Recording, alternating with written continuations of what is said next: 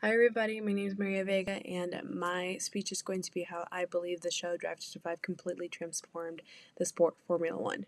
And if you don't know, Formula One is a sport about racing, and Drive to Survive is a show that actually follows along with Formula One throughout the season. Each season of the show is a different season of the sport, and it kind of just gives fans a little behind the scenes that they definitely can't see from just watching the races alone.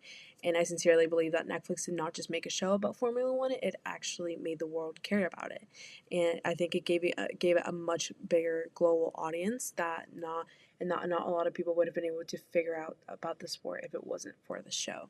And some things I'm going to be talking about is my own personal experience with DTS and how I've actually seen those changes happen right in front of me, and how I can tell that there's going to be very long lasting changes because of the show.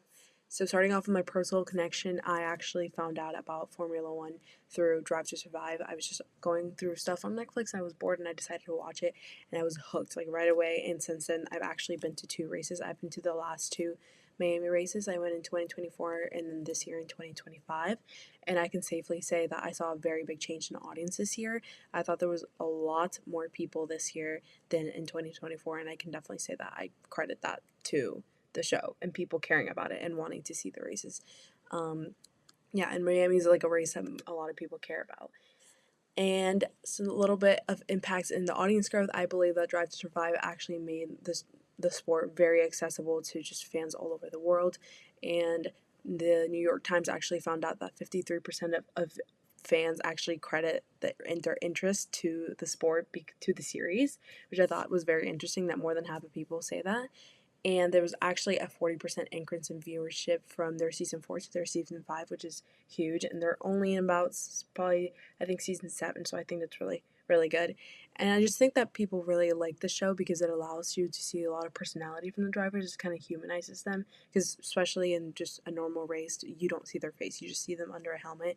In that tiny little car, you can barely see anything. So I think the show makes you actually root for a driver and just want to be interested in what's happening. You get to see behind the scenes of rivalries, anything like that. There's that a lot of that you can't see from just watching normal races. I think a lot of people are interested because of that.